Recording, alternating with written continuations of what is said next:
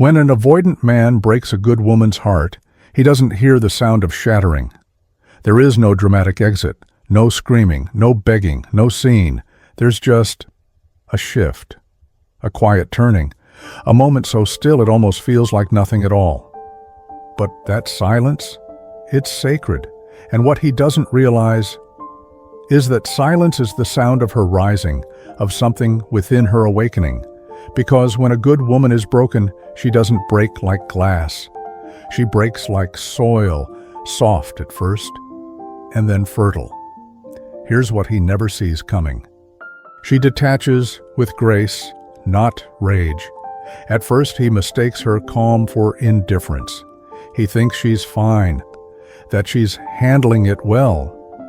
But what he doesn't see is that she's standing at the edge of something ancient inside herself, a boundary made of bone and wisdom.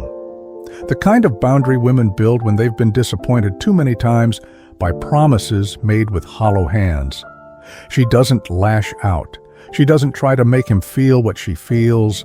She simply lets go, not because she stopped caring, but because she started listening to the voice inside her that whispered, "Save what's left." And that letting go is not weakness, it's power. It's her choosing herself in the face of abandonment. It's a quiet revolution, a turning inward, a sacred reclamation. And while he may think he's free, she's the one who's actually released. She stops explaining her worth.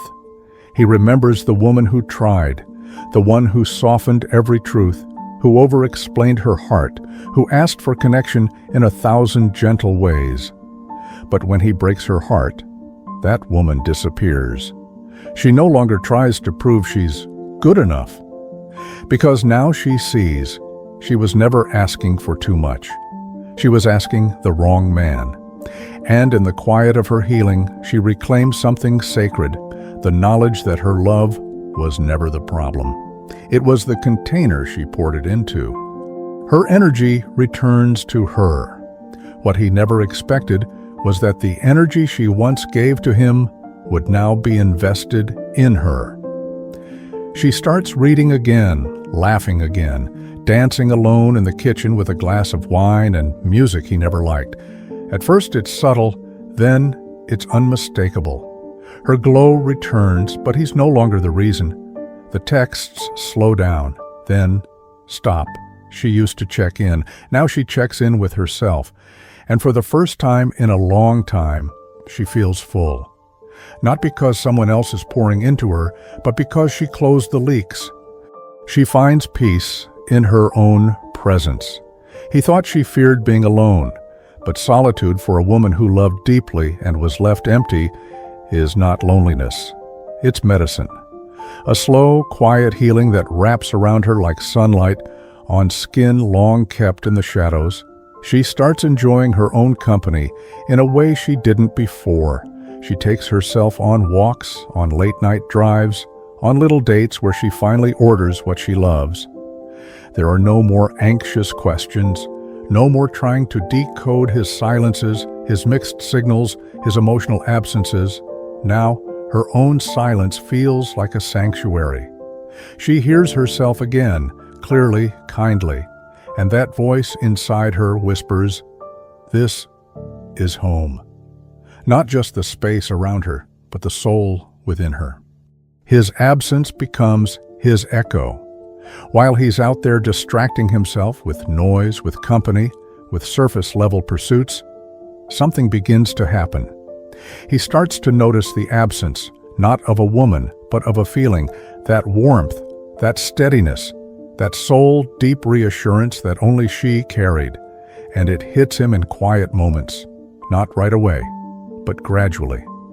A photo, a scent, an old message he forgot to delete, and suddenly her absence becomes his ache. Because now, the silence she left behind, it's his to carry. She no longer craves closure.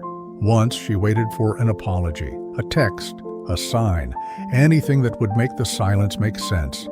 But something within her changes, something ancient, something wise. She stops needing his words to heal her wounds.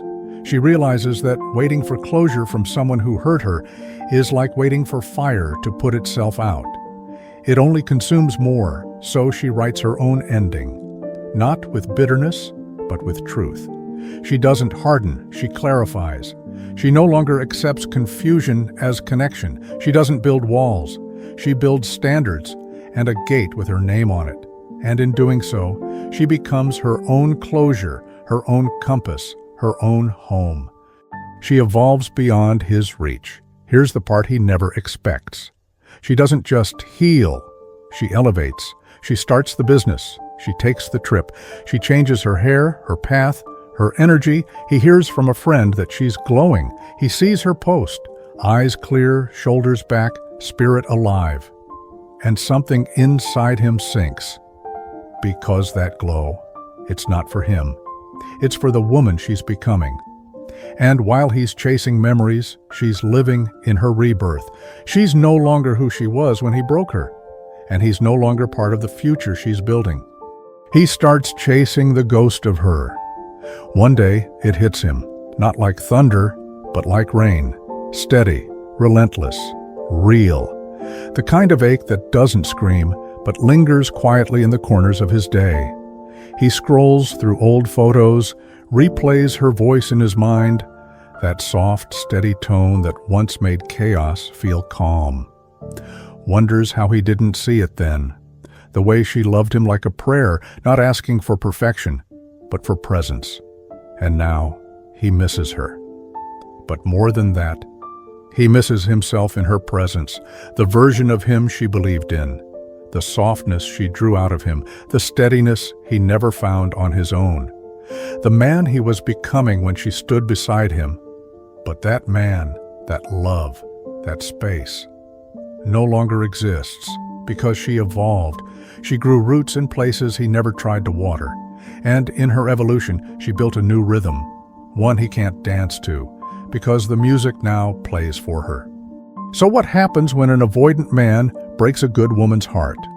At first, nothing. No fireworks, no confrontation, just stillness. But beneath that stillness, a wildfire begins, not of destruction, but of renewal, of sacred reclamation, of becoming. He thinks she's gone quiet, detached, moved on, maybe. But really, she's coming home to herself, rediscovering the pieces she abandoned to keep the love alive, tending to the wounds she once covered with grace, learning to hold herself the way he never could. And by the time he realizes the cost, the door is no longer open, not because she hates him, not because she wants revenge, but because she healed.